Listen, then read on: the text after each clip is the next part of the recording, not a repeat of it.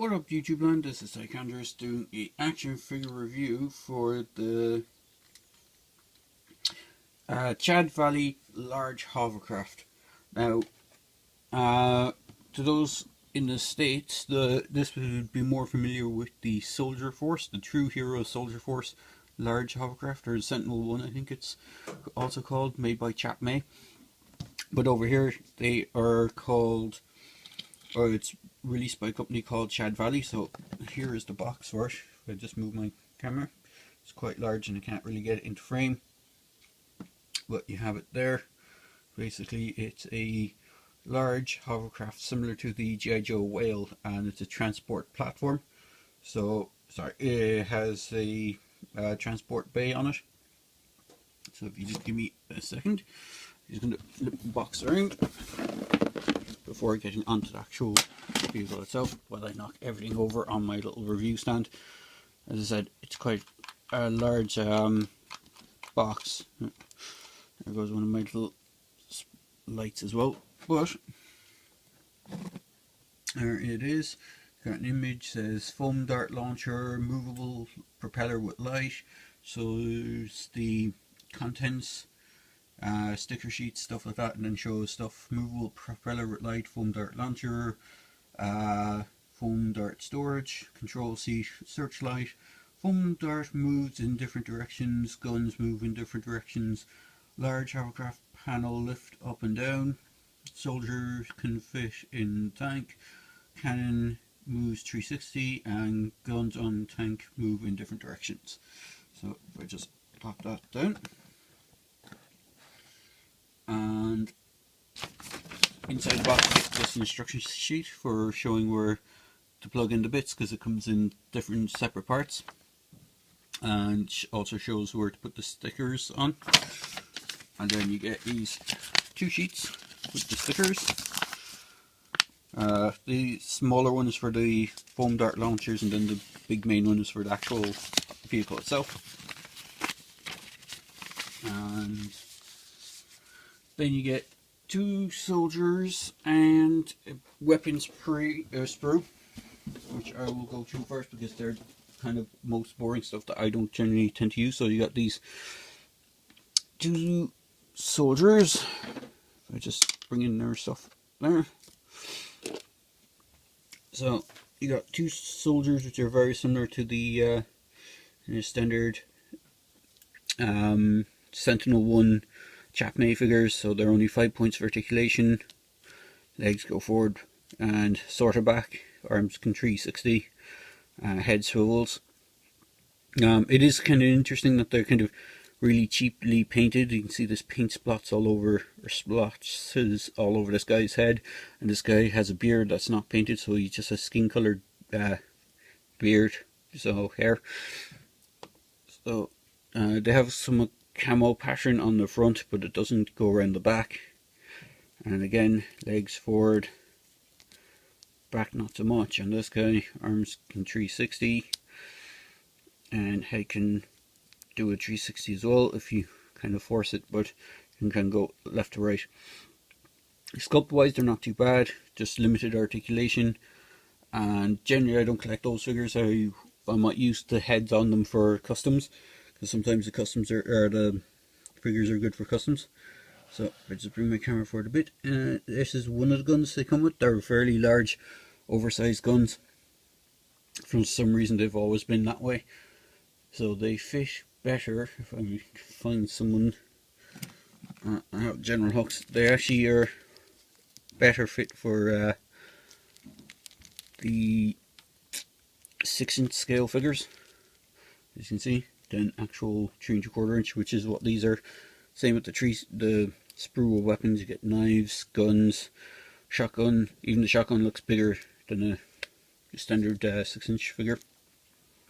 And then you got this heavy machine gun with the barrel is a bit warped on it, and again, large scale, doesn't really fit for G.I. Joe scale.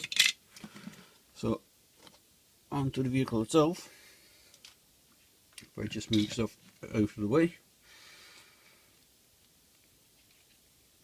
here is the large hovercraft. It's on wheels and they're rotating wheels, so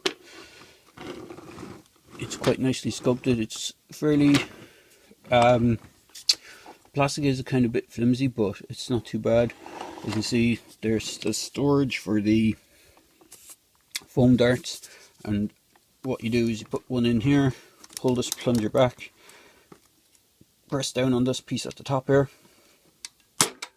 and probably would, if I just move this out of the way, you can see they fire quite well, and that's just dropped down onto the ground.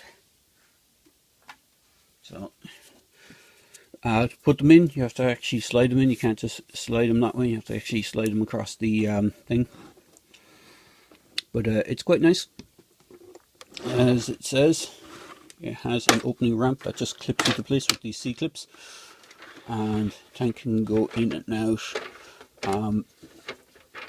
As you can see, I have a whole bunch of G.I. Joes fitted into it. So they have rock here on, or rock, the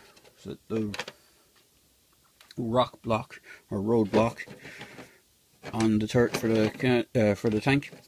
There's no other opening hatches on the tank, just this one. The gun elevates up and down. You have swivel for the small machine gun, and you have this gun that I think it's supposed to be like a flare launcher maybe, or a grenade launcher, kind of moves sideways. So plastic on the tank seems a bit tinny, but other than that it's not too bad. There's a little porthole here on the side for that another weapon would have been clipped onto. And I just move off camera for 2 seconds without tripping over everything.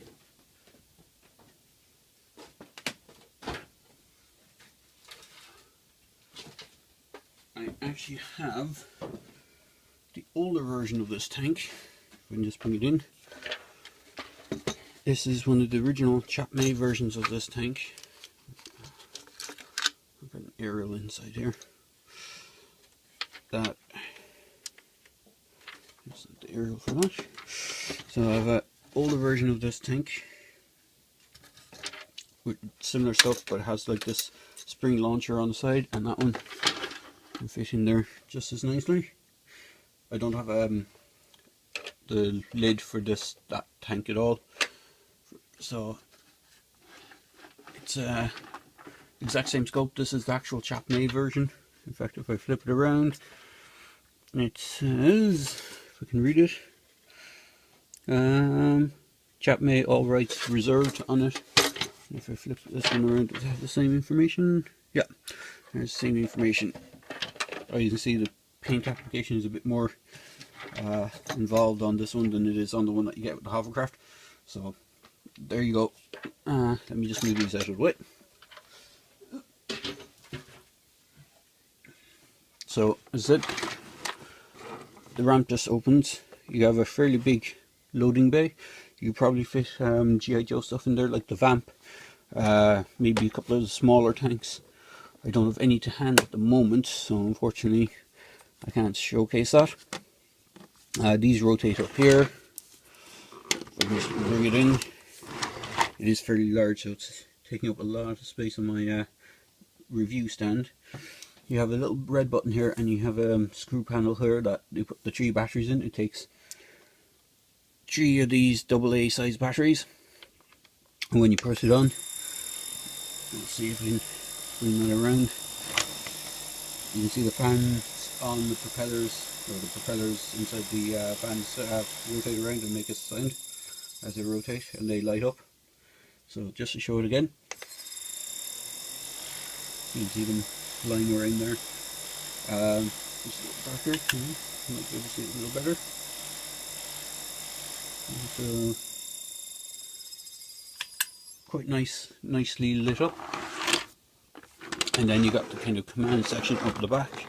So these rotate. The guns in these kind of go up and down. They do just clip in, so they don't go down too much, but they can go back a good bit. I said these rotate around. The searchlight is on a kind of rotation. what's interesting is this searchlight normally on some of the Chap Mei ones has a little button at the top and you can light it up, but on this version it doesn't have it. You got a seat up here. Let me just move my camera so you can see stuff a bit better. You got a seat up here for one character. You got 2 seats on either side for the kind of gun platforms. And then if I can get another figure, so I'll just take shipwreck here. You can have figures kind of walking in the center area like that. So you have room for them to move up and down. You got ladders on either side. And as I said, you got sticker placement. Now the stickers on mine are slightly falling off already. You only got this yesterday and applied them yesterday. So the quality of the stickers can be questionable, especially on these because they're curved. So, but any of this kind of straight stickers seem to be not too bad. They seem to hold still. But overall, it's a really cool hovercraft. Unfortunately, I would like to do a side-by-side comparison with the whale. I actually have the old G.I. Joe whale, but just because of the size of the thing, I don't think I could fit both of them in my little review station at the same time. But I might do some photos of them together, and might put up a photo gallery of them together and just link it in the video description. But all in all, it's a really good hovercraft. You can take these away. They just plug in, and if I can just get them out in a second. They do come separate in the box, so it is possible that if you didn't want these big, really unsightly launchers, you could probably put them there and you get some other guns. These have clipped on them as well. I'm assuming they would be able to fit there. They're just pegged in with this little peg, so you could probably get something else to put there so it doesn't look as unsightly with the big giant launcher. Now I can't really flip it over because everyone's going to go flying, but there is wheels on the bottom and they're on little spinners, so it does roll quite nicely. And there's no foot pegs as well, so there's no foot pegs for plugging figures onto the deck or onto the command section. So even so, really cool hovercraft. I've seen a few people customize these as well, and they look really cool customized. Like they just get rid of the foam launchers, put some more realistic looking weapons on it, and it just looks way better, and do custom paint jobs. I haven't seen anyone do much with the fans because it's an enclosed unit, but you could possibly unscrew the whole thing, take it apart and repaint the propeller blades, but it kind of wouldn't make much difference, I don't think. I still think it looks kind of cool when it lights up with the propeller blades. So there you go, guys. Hope you enjoyed this quick video review for the Chad Valley or a Chap Mei True Heroes Soldier Force or Sentinel 1 large hovercraft. As I said, I don't know what the name of it is in the States. I think it's probably called the Shark, because that's what the stickers are on it, the Shark hovercraft. But overall, really cool vehicle. Do recommend picking them up if you can.